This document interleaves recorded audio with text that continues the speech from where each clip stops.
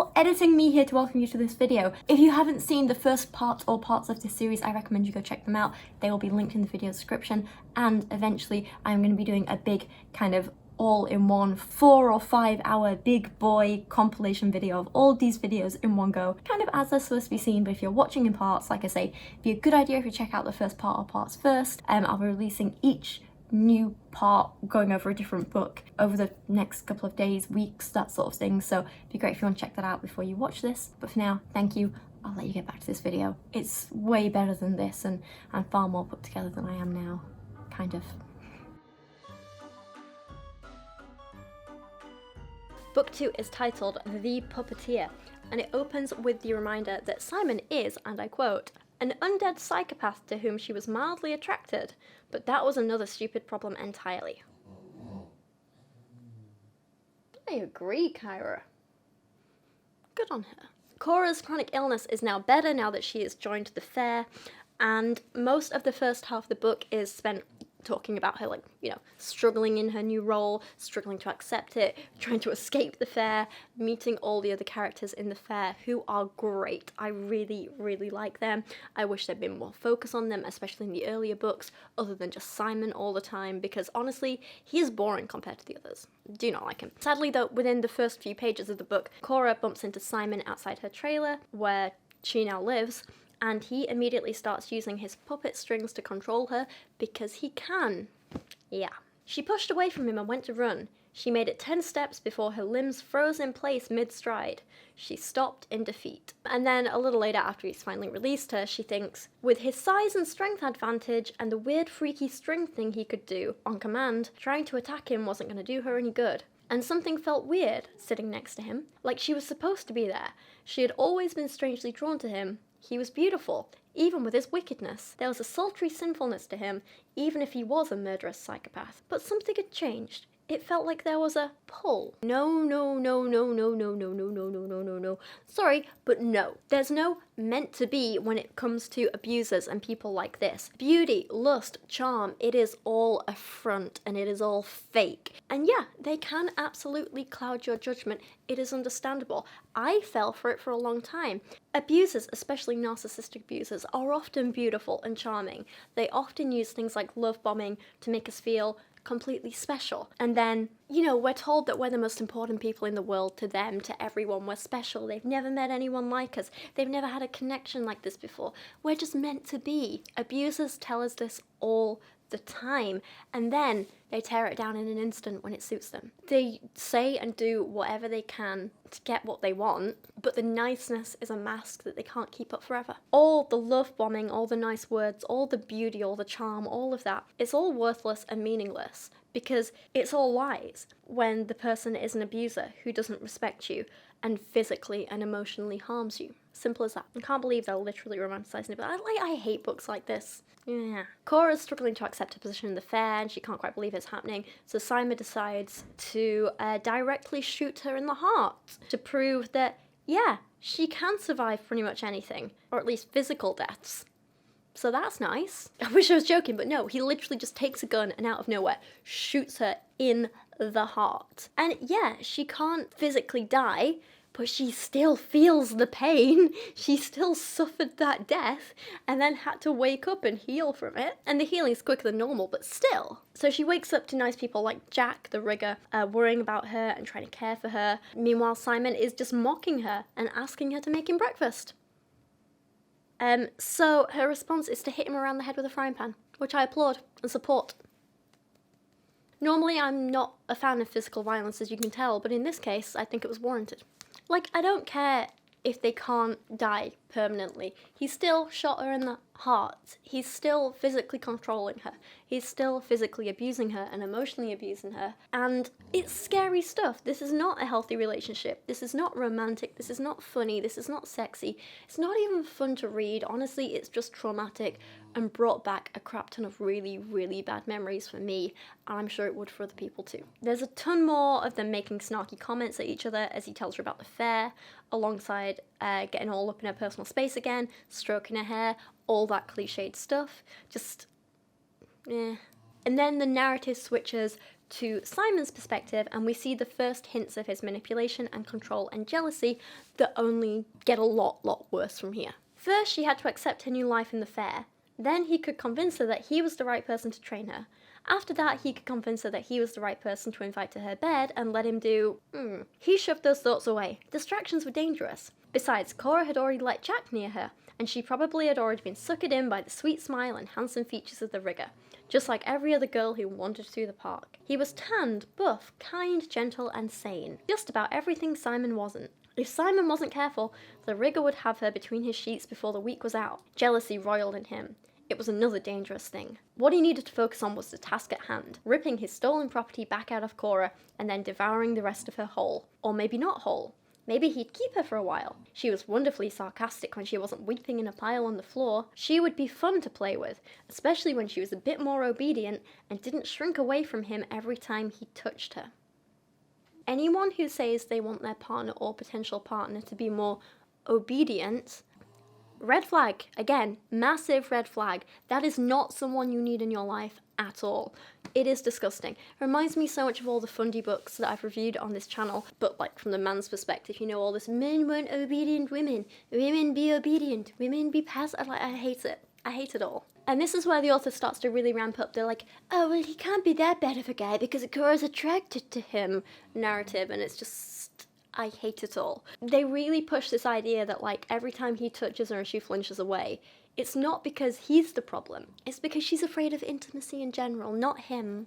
Maybe she's afraid of him, but that's a good thing, right? It's, I don't know. I don't like it. I do not like it. Just like a typical abuser, Simon, as a character, seeks out Cora's weaknesses. He finds out what they are, and then he uses them to manipulate her, which is gross enough until you learn that Cora's weaknesses are that she was previously raped 5 years ago by her then partner, and is now pretty damn scared of men and sex and intimacy in general. She hasn't been touched by a man in 5 years since the rape, and he's like, I can use this. The author is pretty awful here. Simon as a character is awful here, because over the course of all these books, I feel like the author is really disrespectful of people who are getting over the trauma of a sexual assault. Like, I don't like how it's all portrayed, and I don't like especially that Simon as a character uses her assault as another means to manipulate her, and there's some really gross moments that we'll talk about when we get to them, but so let's read a few more passages. Something made her push him away. Fear, but not of him. He could use that. He could pull on that thread, and little bit by little bit she would let him inch near her. She was already becoming accustomed to him. She could be fleeing from him now, screaming and whipping fists at his face. Just yesterday he'd tried to turn her into a doll. Today he'd shot her. But she stayed at his side, moody and pensive. She must have felt some kind of pull towards him. Ah yes, the one and only sign of true love. You use their fear against them, and they stick around despite you trying to kill them multiple times. How romantic. Like, I'm sorry, but this is a dangerous message to be putting out there to the readers. When he wasn't chasing her, yanking her on strings, or shooting her, he wasn't totally insufferable. He was egotistical, snarky, sarcastic, and utterly self-centered. But he wasn't miserable to be around. Oh yes. What a dream. That's what I've always wanted in a man. Not completely miserable to be around. And the author tries to present him as like such a totally good guy, because when Cora was busy crying about her entire life being ripped away and her friends not remembering her anymore, he let her cry to him so he could use it as a way to try and sleep with her, because oh my god, like such a good guy. Don't you just wish there were more men like that? This is so totally dreamy. Like, where do I find a man like that in my life, yeah? And he had held her while she cried. He'd comforted her. It was only because he was trying to help himself, and by his own admission, he wanted into her pants. But one way or another, he was helping her. She had to give the man points for at least being honest. Most guys would lie and claim they felt something for her. He was very clear about what he wanted and why. So he wants to manipulate and use and then discard you, but at least he's being honest about it. What a good guy. Later that night, Cora has a dream, and this time it's not Simon who visits her, not real life Simon, but Shadow Simon. His independent, sentient shadow who can't speak in the real world, but can in her dreams. And in this dream, like I say, he has blue eyes as opposed to regular Simon who has red eyes. God. The reviews constantly talk about, oh my god, Shadow is like such a sweetheart, I just love him. Actual review. But no, he's really not. He's pushy, He doesn't respect boundaries, especially not physical boundaries. He is typical nice guy, and it's not cute. Is Cube snoring in the bathroom there? Enjoy. Quick warning, because we're going to be talking about some uncomfortable and difficult stuff in these next scenes. It only gets worse as the video goes on, but warning anyway. So this is how the shadow introduces himself to her for the first time in a dream. Something tackled her. Full-on football linebacker tackled her onto the sofa. Cora!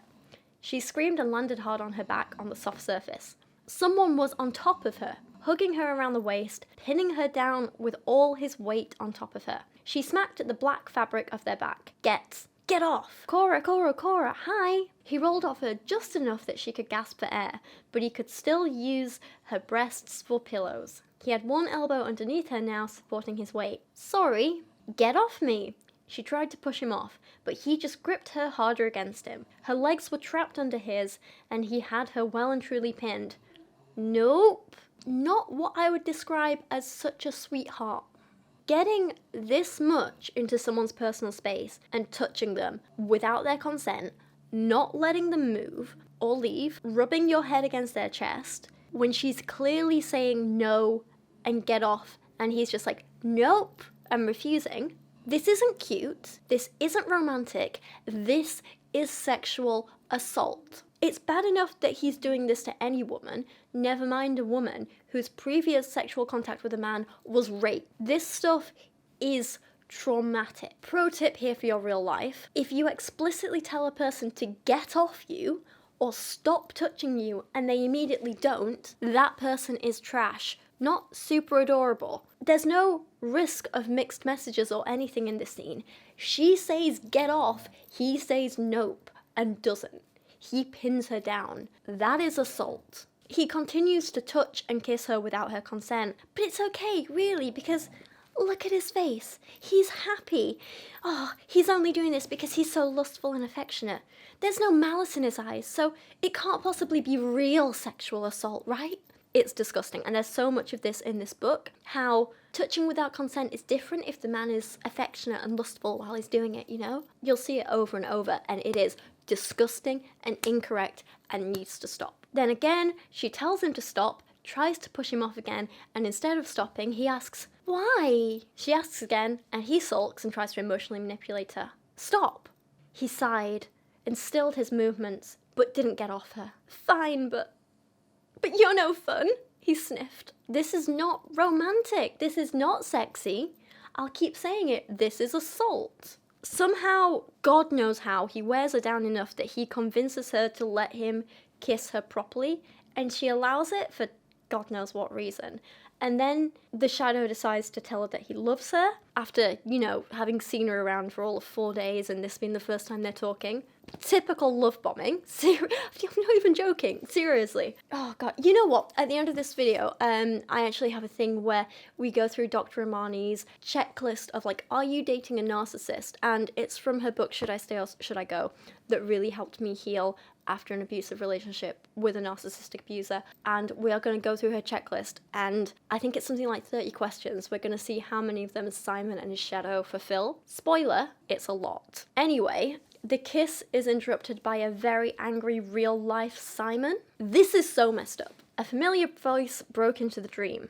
A voice that was already there, but this one was seasoned by rage. She's mine! Her dream broke like a glass thrown against the wall. Yeah, that's a healthy way to deal with jealousy, right? Bearing in mind, jealousy that he feels towards a part of himself. Red flags. Red flags everywhere. So many red flags. Here's a red flag, there's a red flag, everywhere's a red flag. Ugh. Back in the real world, we experience what's been happening from real-world Simon's perspective. He was furious. Someone was kissing Cora. Someone was in her bed, and it wasn't him. And that sent him into a rage, the likes of which he hadn't known in a very, very long time. He picked the lock of her boxcar. He was barely able to still his shaking hands long enough to do the deed, but he wanted to catch the lovers unawares. He wanted to sneak up on them, so he could snap his wires around their necks and rip her would-be paramour to smithereens. He would string them up by their feet and shatter every finger on their hands, one at a time.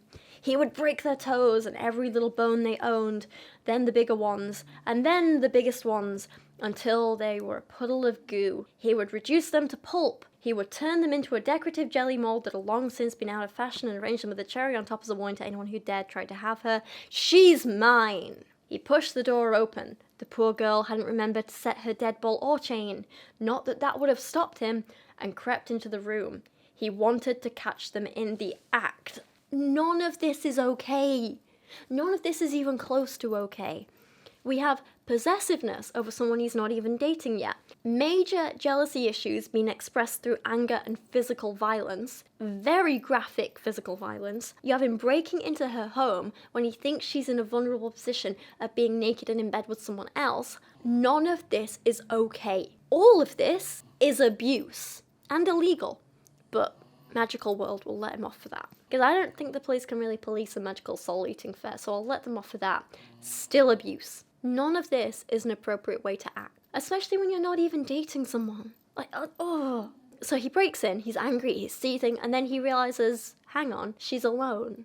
And he realizes that she's actually kissing his shadow in her dream, and he decides to keep staring at her and perving over her while she's asleep and can't consent, and she's literally not conscious and half undressed in her own bed because he wanted her, and now seeing her like this, he had to have her. He had to.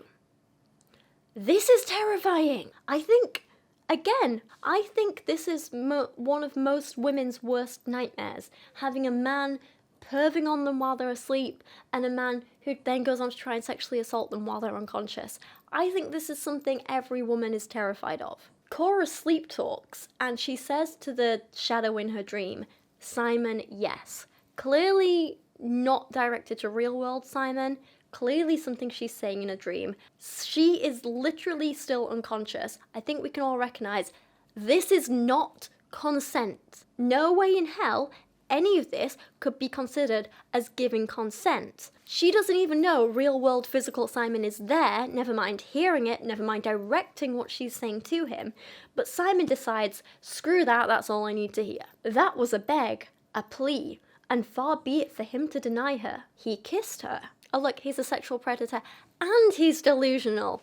What a gem. Don't you just love him? He starts groping her and touching her, and she wakes up, and understandably, she absolutely panics.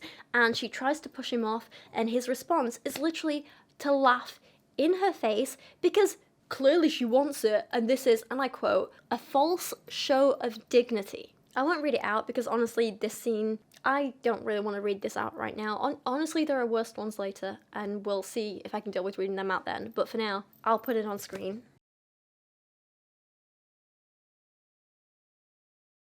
So understandably, Cora has a full-on panic attack. Memories of her past rape come back to her, and Simon pushes further. He literally pushes himself between her legs, physically traps her, and she only manages to get away because by luck, she scratches his face, and that shocks him enough for her to be able to escape. This is literally attempted rape.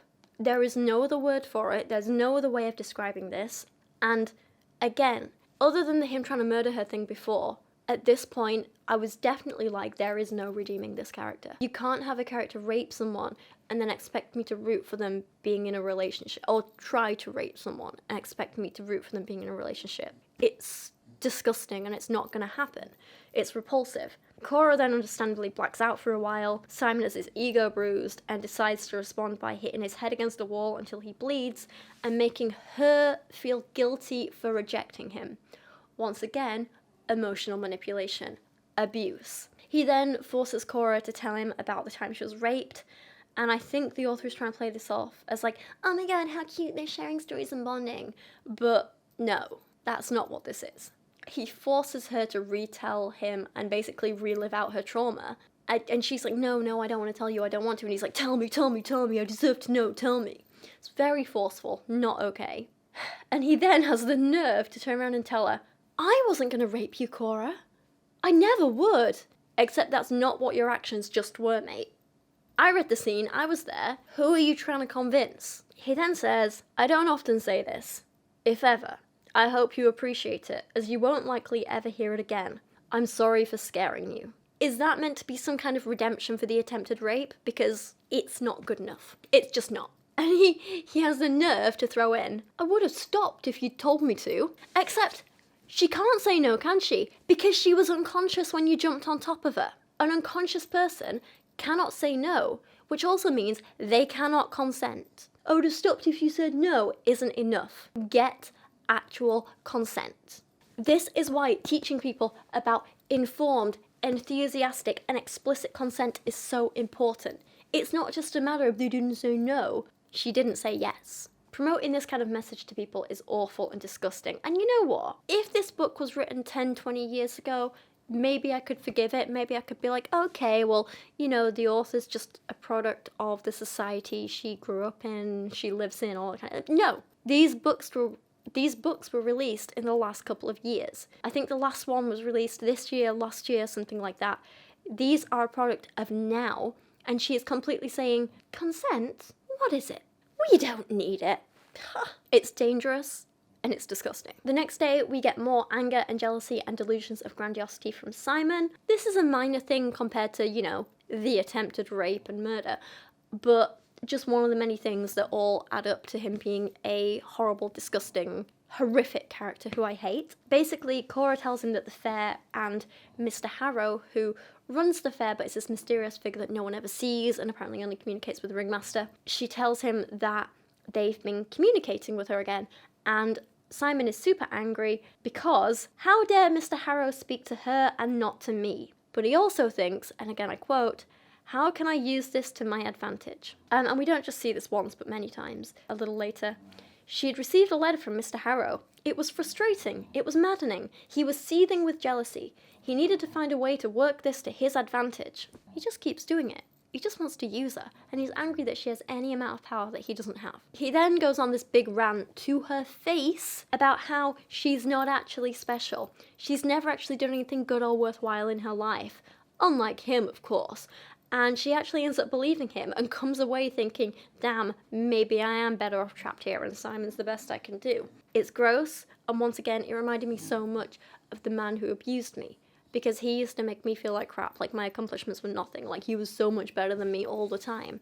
And now I just don't take that crap from anyone anymore. None of that. There are a few, thankfully, amazing moments of Cora actually calling Simon out for the things he says and the way he acts and stuff, and, you know, messing around and using her own stuff, where she says, I don't belong to you. Great, love that, brilliant. But they're all completely undermined by the later books where she's like, oh, Simon, I totally belong to you. Not even joking. They're her exact words. And the fact that she usually follows up one of her outbursts of, I hate you, get away from me, you're a creep, I don't belong to you. They're usually directly followed up with her privately swooning over how handsome he is and her letting him get away with it all and, you know, getting all up in her personal space and stuff. She just lets him get away with it like it's no big deal. She's like, but he is quite hot, isn't he? Oh, he's very tall. Oh, he's very handsome. I'm like, no, he's a rapist. He keeps giving her these absolute crap speeches of, Cora, I'm the good guy here. I'm just trying to help you. All absolute manipulative rubbish. I wish she didn't fall for it. There's more of him trying to touch her, more of her being all, oh, she wanted to slap him and part of her wanted to kiss him. She even tells herself, no, no, no, no, you're lonely, you're scared, and he'd be handsome if you weren't a murdering, lying, manipulative monster. Yeah, you're vulnerable. He's taken advantage of that. Don't let him. He is a monster, so get away from him, please. At this part, it starts to get very frustrating, quite repetitive, and I was just screaming for, like, look, enough of these scenes, please. I want more plot. I want more side characters. I hated all these moments of them together, with him manipulating her and it being passed off as banter. He manipulates her, insults her, and it's all like, ha ha ha, what cheeky bants, mate. No. No. And the thing is, you can't really blame Cora for her feelings and all this, because I get it. As I've said before, abusers like this are charming, and you often have great chemistry with them, which convinces you into thinking there's a connection there when there isn't really one. They know how to make you feel special. And what is really dangerous about this series of books is that they imply that those things, the chemistry, the attraction, the charm, they're all you really need, they're all that matter, and that you can excuse the abuse, the harmful behaviour, because there's chemistry. You're not going to have chemistry like that with anyone else, right? He's special. You don't want to lose that connection. When in reality, that's not the case. In reality, there's no excuse for it. And you can have chemistry like that with someone else, except they won't abuse you while you have it. There's some great scenes where Cora practices her contortionist act for a bit and then goes off to meet some of the other members of the fair. They're all having a nice meal together, having a few glasses of wine. Really nice to see, really enjoyed those scenes. And then Simon shows up and is angry because Cora is spending time with other people. And when Aaron lightheartedly teases him about it, like, ooh, do you have a crush on Cora? Simon responds like this. The next few seconds were mayhem. The bench tipped over, sending her crashing to the ground. She whacked her head hard on the packed dirt, and she lost a few precious seconds. There were smashing sounds, shouts, a scream, something wet splashing on the dirt next to her. When she came around, Bruce and Louis were kneeling next to her. When she turned her head and blinked a few times, she realised that the source of the wet slap was an arm. Aaron's arm, torn off at the socket. She knew by what. Strings. Aaron was on the ground, stretched prone, and Simon was standing over him. The air in the cafeteria was a wild, criss-crossing mess of silvery spiderwebbing strings. No one could get near them. Aaron was screaming. Simon was laughing. That loud, maniacal laughter that gave her chills. Cora was left to watch as the string around his neck tightened until he gagged. Then blood gushed from the wound. The string cinched tighter and tighter until his head just popped off. The wire cinched so tight that his head had no other choice. It rolled away from his body. Simon brushed his hands off, straightening his clothes. He turned to face her and smiled. Now then, where were we? Cora screamed and ran. Now I know this is fiction and fantasy, and I know Aaron as a character is immortal, so he will eventually heal from this, but it's still an absolutely terrifying and disproportionate reaction. A person who responds this way to a friendly joke out of jealousy of seeing someone they might be interested in chatting with someone else, if your response to that is this level of anger and violence, then that is not okay. If your response to seeing someone you're interested in having a meal with a group of people is anger and violence, then that's also not okay. So, Cora manages to... Hello, Kyra. So Kyra. Kyra and Cora. It's very hard to not get your names mixed up. Thank you. Gorgeous one. If you were in this, you'd be tough, wouldn't you? Yes, you would. You wouldn't take any of that rubbish, because you're a tough girl. Mwah, a protector. Yes, you are. Yes, you are. Not that Cora's not tough. She's a victim in all this. We're not blaming her at all.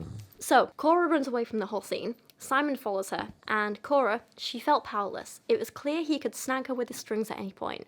He could tear her to pieces like he'd done with Aaron. Those feelings are not normal and not good and not okay. You should never ever feel powerless and in danger with a partner or potential partner ever. I know it sounds like stating the obvious, but clearly books like this are spreading the exact opposite message. He then continues to try on with her even more, and at this point she gives in for whatever reason, and there's all these descriptions about how the kiss is slow and sensual, and she feels like a fly trapped in a web. What is with all the predator analogies again? Cora asks, he just killed a man. He ripped him to pieces. Oh god, why am I holding on to him? Yeah, I asked the exact same questions reading this scene, to be honest. There's a lot more possessive talk and jealousy when he lectures her about how she's not even allowed to entertain the idea of dating with anyone else or sleeping with anyone else. It's messed up. Let me make one thing perfectly clear though, Cora dear. Nobody touches you but me. You can tell me no as many times as you want. Every time I ask between now and when the sun burns out. But there's a part of me there inside you. And if they defile you, they defile me, and we can't have that. This is terrifying and controlling, and let me remind you, women are not property, and they can do whatever the hell they want with their bodies whenever they want. Thankfully, she actually sees this time, and she, claps back, and she's like, nah, mate, I liked this bit, I just wish she kept it up. It was like a spell had been shattered. She shook herself free of it and glared at him. I don't belong to you. If I want to go off and fuck every single person in this godforsaken fair, it's my right. And then she kicks him out, and it's one of the few interactions between them that I thoroughly enjoyed. More of that, please. More of her telling him to get lost and not control her. I liked that. Isn't that right? Cute one. I adore you. You like your belly rubs, don't you? Goopy face. And then finally we get a bit of actual plot, thank God. And this is actually important to what happens with Simon next, so I'll give you a brief explanation, but of course spoilers. So Cora goes to Mr. Harrow's little trailer boxcar and tries to communicate with him. Mr. Harrow is this mysterious figure, like I say, he's never seen. He runs the fair. He usually talks to Ringmaster. And through a little letter that he posts through the door to her, he offers her a deal that has never been offered to anyone else before. The letter reads, "I will free you of this place, but it will cost the lives of all the rest in my employ. You have until tomorrow night at midnight to decide." So Cora has to make the decision between her life and everyone else in the fair. Interesting. A moral dilemma. Very much like the trolley problem. Coolsies, which you'll see is sort of the theme of this entire series in terms of the actual plot bits, not so much in terms of the romance bits. But then when she's not looking, Simon decides to steal the note from her and finds out what the offer is and immediately thinks, well, I wouldn't hesitate to kill everyone for my own benefit, so Cora must be too. Because that's the thing with abusers like this. They assume everyone else in the world is as bad and awful as them. And then there's another dream scene with the shadow kissing her without consent again, and then another time with consent. And then she learns a bit about Simon's past, and that's it. It's not that interesting. I found it kind of boring. He was a rich guy, he got engaged, then the fair took him. She forgot him. That's it. That's his big tragic backstory. In the waking world, Cora talks to more people and decides she can't possibly take the deal. She doesn't want to kill them. And she's like, yeah, no, my life isn't more important than all of theirs. But this doesn't matter because, like I say, Simon has already stolen this note from her and found out, and he is angry. And he says, best get rid of her before she kills us all. Oh, Simon, isn't he just adorable? What a lovely selfless love interest that we should all be lusting after. I wish all men were like this. So he plots to do the only thing he can, turn her into a doll and eat her. A rehash of the first book, essentially. I think the first book took place about 3 days ago in this in-universe timeline, so 2 attempted murders and a rape in 3 days. What a good guy. I'm totally rooting for them to get together, aren't you? And he can't understand whether Fair's communicating with her because in his words, she's just a girl. Some sad, foolish local girl. Again, if a man said this about me, if he thought this little of me, especially one who was trying to, like, sleep with me, I'd be like, hell no. I want someone who sees the good in me, not thinks I'm just some sad, foolish, lonely local girl. Oh, wait, lonely wasn't in there. But you get the idea. Sad, foolish local girl. Cora, however, has no idea that Simon even knew about the deal, and she's like, well, it doesn't matter, I'm not taking it anyway. All goodsies. And she turns up at Simon's tent and finds him working on a puppet. Spoiler, it's the one of her, but it's covered in a sheet. And we are reminded that, bearing in mind, he's working on the thing that's going to kill her right now. Holy hell, he was beautiful. She tilted her head a little bit. She wondered if she could cut her hand on those cheekbones of his if she hit him the wrong way. Attraction surged in her again, and she desperately tried to stamp it out like a wildfire threatening to catch. He was so tempting, like a sinful cookie in a glass jar. Even with his bizarre, terrifyingly coloured eyes, his devilish smile scared her. But it was also a large reason she was so damn attracted to him. So he's hot. That makes everything that's about to happen totally forgivable, right? Kairi says no. So he tells her that they're going to practice her contortionist act together, but then he tries to seduce her instead before this happens. Cora tried to yank back from him, but his hand in her hair tightened into a fist. She pushed against his chest, but she might as well have been shoving against a wall. He was inhumanely strong. When she tried to rip away from him, hair be damned, he gestured his hand and suddenly she couldn't move. Simon! He had her in his strings, the ever-present trap that he could snap shut around her without warning. He stood, leaving her on her knees, and he grinned sadistically. He towered over her, cutting a frightening silhouette against the stripes of the tent. Simon, let me go. No, I was an idiot to trust you. I should have known you were as backstabbing as I am, he sneered. Before she could react, she was lashed to a post that held up one portion of the tent. Her wrists were bound tightly behind her back. She screamed. All terrifying but understandable things for a villain to do, not for a story's love interest that you want us rooting for. He gags her and she realizes escape was hopeless. Escape had always been hopeless. Bowing her head, she let herself weep and waited to die, which funnily enough is exactly how you do feel in a lot of abusive relationships.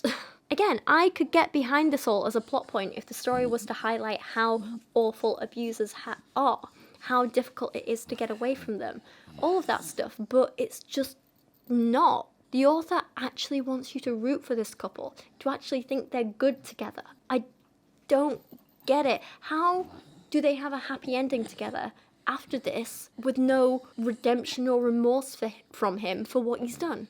There's more torture and screaming and crying, and then Cora manages eventually to convince him that she isn't going to take the deal, and Simon's like, well, I'm not trusting you anyway, lol. And then Ringmaster bursts in, and he's all angry and threatening, and he's like, Simon, you're not allowed to kill her and turn her into a doll, but that deal's bad. Better keep her tied up until after the deadline anyway. This poor woman. So Cora's in pain, she's uncomfortable, she is tied up and unhappy. Meanwhile, and I quote, Simon was having a blast. Not as much fun as he might be having if Cora had opened up to him and let him spread those pretty little legs of hers, but he would take what he could get. He thought he might erupt from the constant tension he felt low in his body. It was beginning to verge on pain. She kept keeping him in a state of constant torture, and so he felt obliged to do the same to her. This is so messed up. A woman not having sex with you, and you torturing, raping, tying up, and physically assaulting a woman are not the same thing. Anyway, I'll skip some of the worst bits, and long story short, he keeps her tied up until midnight passes, which was the deadline for the deal. The deal can't be made anymore. She is definitely trapped forever in the fair, and then the fair does this thing called inverting, where it sort of reverts to this ghost world kind of in a bubble, which is like away from the real world, so the fair doesn't have visitors, it's just the 20 odd fairground ghostly employee things all pottering around together. And yeah, that's where the book ends. So on to book 3.